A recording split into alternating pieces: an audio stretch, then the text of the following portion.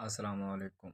मैं ਤੁਹਾਡਾ ਮੇਜ਼ਬਾਨ ਮੁਹੰਮਦ ਸਲਮਾਨ। ਅੱਜ ਫਿਰ ਮੈਂ ਤੁਹਾਡੇ ਵਾਸਤੇ ਇੱਕ ਸਬਕ ਅਮੂਜ਼ ਕਹਾਣੀ ਲੈ ਕੇ ਆਇਆ ਹਾਂ ਕਿ ਚਲਾਕੀ ਕਦੇ ਕਦੇ ਇਨਸਾਨ ਵਾਸਤੇ ਗਲਤ ਸਾਬਤ ਹੋ ਜਾਂਦੀ, ਪੁੱਠੀ ਪੈ ਜਾਂਦੀ ਹੈ ਕਿ ਉਹਦੇ ਵਿੱਚ ਆ ਕੇ ਮਾਰ ਖਾ ਜਾਂਦਾ ਹੈ।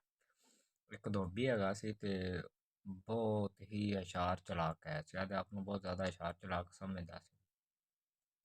ਉਹਨੇ ਇੱਕ ਖੋਤਾ ਰੱਖਿਆ ਹੋਇਆ ਸੀ ਤੇ ਉਹਨੂੰ ਨਾ ਰੋਜ਼ਾਨਾ ਨਵੀਂ ਤੋਂ ਨਵੀਂ ਕੋਈ ਤਰਕੀਬ ਉਹਦੇ ਜ਼ਿਹਨ 'ਚ ਆਉਂਦੀ ਰਹਿੰਦੀ ਸੀ। ਤੇ ਉਹ ਧੋਬੀ ਖੋਤੇ ਤੇ ਨਾਲ ਤੇ ਕੱਪੜੇ ਛੱਪੜੇ ਲਿਆਂਦਾ ਲਿਜਾਂਦਾ ਇੱਧਰ ਬਿੱਧਰ ਉਹਨੂੰ ਟੋਰੀ ਰੱਖਦਾ ਸੀ ਤੇ ਪੱਠੇ ਪਾਵਨ ਦੇ ਉਹਨੂੰ ਨੇੜੇ ਨਹੀਂ ਜਾਂਦਾ ਸੀ ਤੇ ਖੋਤਾ ਵਿਚਾਰਾ ਭੁੱਖਾ ਮਰਦਾ ਸੀ।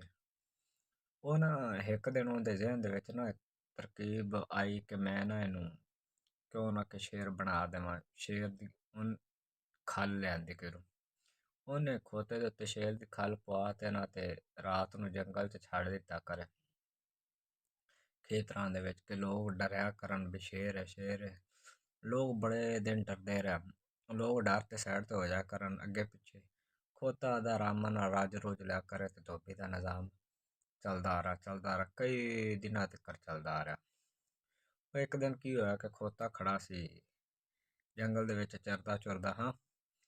ਸ਼ੇਰ ਬਣਿਆ ਹੋਇਆ ਸੀ ਤੇ ਉਹ ਕੋਲੋਂ ਲੰਘੇ ਨਾ ਖੋਤੇ ਤੇ ਖੋਤੇ ਨੂੰ ਖੋਤਿਆਂ ਵੱਲ ਵੇਖ ਤੇ ਨਾ ਬੜੀ ਖੁਸ਼ੀ ਹੋਈ, ਇੰਤਹਾਈ ਖੁਸ਼ੀ ਹੋਈ। ਇੰਨੀ ਖੁਸ਼ੀ ਹੋਈ ਕਿ ਨਾ ਵਿਚਾਰਾ ਖੋਤਿਆਂ ਵੱਲ ਵੇਖ ਤੇ ਨਿਕਲਣ ਲੱਗ ਪਿਆ, ਰਿੰਗਣ ਲੱਗ ਪਿਆ।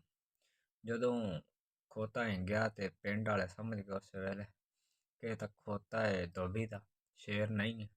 ਪਿੰਡ ਵਾਲਿਆਂ ਨੇ ਸਲਾਹ ਮਸ਼ਵਰਾ ਕੀਤਾ, ਐਲਾਨ ਕਰਾਇਆ ਪਿੰਡ ਦੇ ਵਿੱਚ। ਸਾਰੀ ਆਵਾਮ ਇਕੱਠੀ ਹੋ ਤੇ ਉਹਨਾਂ ਨੇ ਖੋਤੇ ਵਿਚਾਰੇ ਨੂੰ ਬੜਾ ਮਾਰਿਆ। ਖੋਤਾ ਇਹਨੂੰ ਬੜਾ ਮਾਰਿਆ। ਖੋਤਾ ਤਾਂ ਉਹ ਵਿਚਾਰਾ ਹੈ ਹੀ ਖੋਤਾ ਸੀ, ਬੇਜ਼ੁਬਾਨ ਹੈਗਾ ਸੀ ਖੈਰ, ਲੇਕਿਨ ਜਿਹੜੀ ਧੋਬੀ ਦੀ ਚਲਾਕੀ ਸੀ ਨਾ ਉਹ ਪੁੱਠੀ ਪੈ ਗਈ। ਉਹ ਸਿਆਣੇ ਤਾਂ ਵਾਸਤੇ ਕਹਿੰਦੇ ਨੇ ਕਿ ਚਲਾਕੀ ਕਦੇ ਕਦੇ ਇਨਸਾਨ ਵਾਸਤੇ ਗਲਤ ਸਾਬਤ ਹੁੰਦੀ ਹੈ ਤੇ ਪੁੱਠੀ ਵੀ ਪੈ ਜਾਂਦੀ ਹੈ, ਤੇ ਲਿਹਾਜ਼ਾ ਚਲਾਕੀ ਵੀ ਸੋਚ ਸਮਝ ਤੇ ਕਰਨੀ ਚਾਹੀਦੀ ਹੈ।